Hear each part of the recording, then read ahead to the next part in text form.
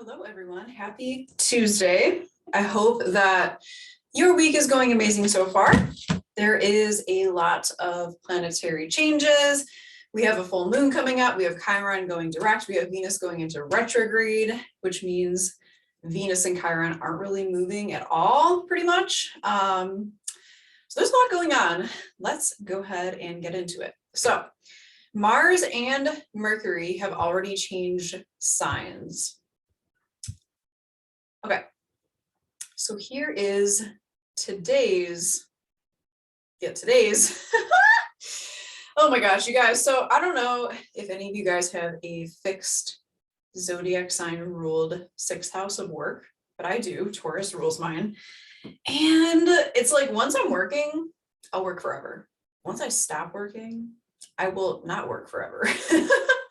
I'm just very like fixated in whatever I'm in. And I feel like I really understand Taurus people because of that. So it's like, I don't know. I feel like I'm literally like the bull, like trying to get myself moving again. It's going okay. So yes, this is Tuesday's chart. As you can see, Mercury has moved into Capricorn and Mars has moved into Sagittarius.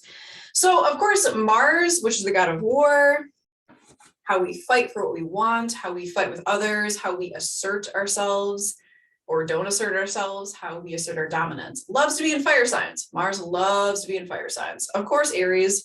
And of course, it likes to be in Scorpio too. It rules Scorpio, but it really enjoys being in Sagittarius as well. I feel like Mars here, like literally looking at the symbol with the circle and the arrow, I feel like Mars literally becomes the actual arrow that Sagittarius is going to shoot off into the horizon. So I do really think this is a good placement. Today, especially because Mars is conjunct the South Node, I feel that there is a lot of karmic stuff coming up, a lot of heaviness. There's a lot of confusion too. There's like a real confusing vibe. And that could be like the lingering Sun square Neptune, which happened on Sunday. Happened on Sunday. So there's definitely some lingering confusion, but I feel like because we are in touch with like the spirit realms, that's actually helping this process of like kind of letting go of like the last of the Sagittarius South Node stuff, because the nodes are about to shift into the Taurus Scorpio axis. So whatever else we need to like really learn and like wrap up here with the nodes in Gemini and Sagittarius, like I really do feel that that's happening now. And as you can see here, there's actually a septile from the South Node and Mars over to Uranus and the Moon right now. So it's very emotional. It's very electric. All I feel right now is electricity. I don't know exactly why. I have some theories. There's a lot of different electric things happening in my life right now, but I do feel that everyone is kind of in a very maybe panicky state, and that could be because of the upcoming Saturn square Uranus as well. So Mars loves being in Sagittarius. We can be very direct. We can be very blunt, harsh, brash even, and we won't even care. Not that Sagittarius cares anyway. They generally don't. I mean, they try. They try to like word things a certain way, usually after the fact, like after they've already said the thing that came off really, really poorly. Then they might backtrack and be like, well, what I really meant was, I'm speaking for myself. I do that all the time. I don't really think about it until I've already said it. So this is a great placement. Exploring, learning, expanding mind, body, soul. We're still doing the Sagittarius exploration. And it's super, super fun, in my opinion. I love it. So Mercury has moved into Capricorn, which it's not a bad placement because Capricorn is very calculated. They're very methodical. Just like the mountain goat will be very, very still on the mountain. And my teacher, Rick Levine, would always use this example. You can see like mountain goats just sitting on the mountain and it doesn't look like they're moving at all. They're just sitting there. But what they're really doing is calculating their next move. Because if they take that next leap and they haven't thought every single thing through about that leap, they might just fall off the mountain and die. So Capricorn is very methodical.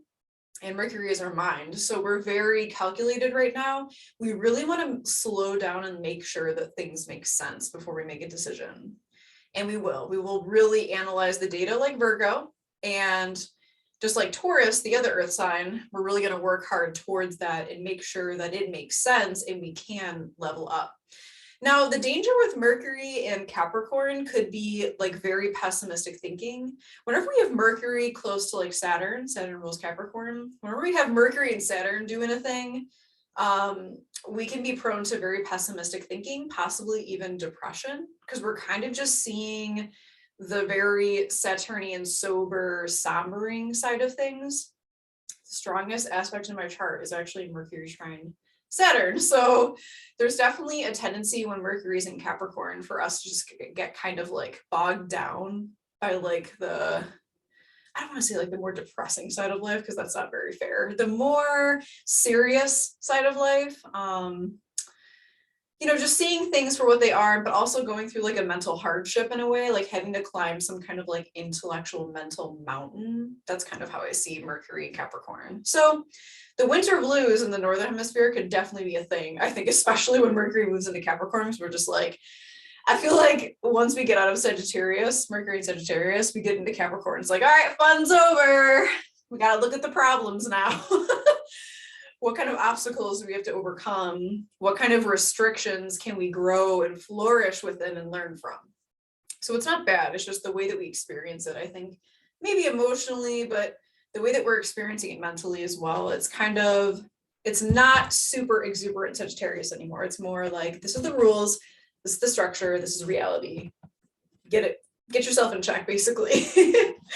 So let's just move forward to Saturday, because really the only thing that's happening during the week, there's a lot of moon stuff, of course. The moon is going to conjunct Algol, which will be on Thursday. So let's move forward onto Saturday when we actually have the full moon. So the full moon will be in Gemini, because we are in Sagittarius season. The moon and the sun are always going to be in opposite signs. Let's move forward here.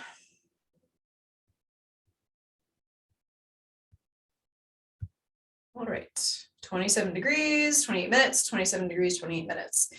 There's many significant things. I'm not going to talk about too much right now, because I will be doing the live on Friday at 6 p.m. CST. So I will talk all about the astrology then. One thing worth mentioning though is this yod, this traditional yod we have here. There's a lot going on here, but there are two quincunx aspects which are connected by a sextile. So it's pushing towards the moon. Now, the thing about yod aspects is they can be very magical if you work with it.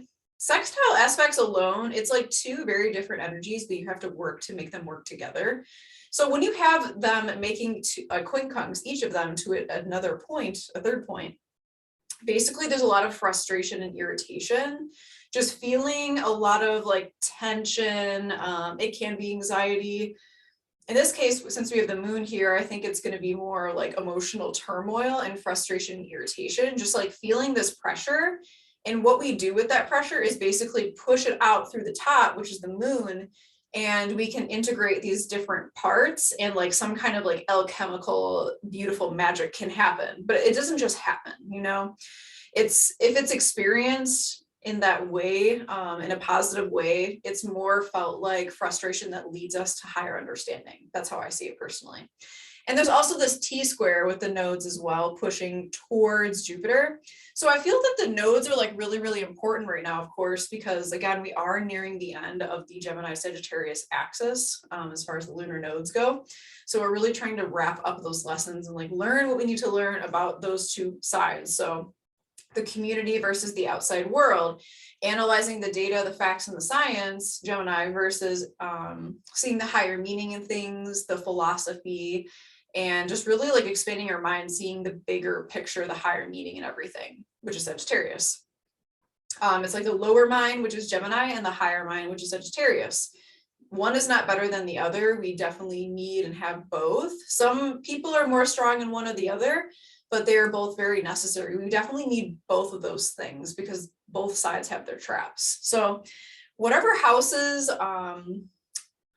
have the nodes transiting in them right now, So look at where 0 degrees Sagittarius and 0 degrees Gemini is in your own chart. And that's where you're really going to be like wrapping up these lessons. And this includes the eclipses, which will really continue all the way until Gemini season. You really feel that energy, feel those lessons integrating. Okay. So that's the main stuff. There's also Mercury square Chiron on the full moon too. So there's definitely something happening with our mind and the way that we think. And it's very, very important because we're really unwinding how our soul wounds are playing out in our mind. And I'm getting deja vu here because I feel like this has already happened. It's really important that we evaluate our mental processes and see if what we're doing, if what we're thinking and the way that we think about things makes sense. So the following day, Venus will be stationary, and so will Chiron. Chiron will also be stationary at the time of this moon. So Venus is here in Capricorn. Venus is about to go retrograde, which means it's going to go over Pluto again. And Chiron is also stationary, about to go direct after a very long retrograde period. So the stationary planets become like the overall theme of this full moon. So Chiron, deepest soul wounds, how we heal them, how we use that wisdom to teach others, and also Venus, which is our close one-to-one relationships. Venus in retrograde is always interesting because I really feel that, like, especially being conjunct Pluto, it really digs so deeply into our heart chakras and our heart centers and really helps us face those rather traumatic, disappointing relationship experiences we've had. I'm already like thinking about people like I used to be friends with and stuff like that. Like we'll really be like wrapping up things that we maybe didn't totally deal with or we didn't heal relationship wise. I already feel like my mind is like going to that place. So the stationary planets will be still in the sky at the full moon while everything else is moving, right? So that's literally the focal point. I see it as like the eye of the storm of this full moon. So it's going to be really, really important. I'm really interested to see what happens and how that works out.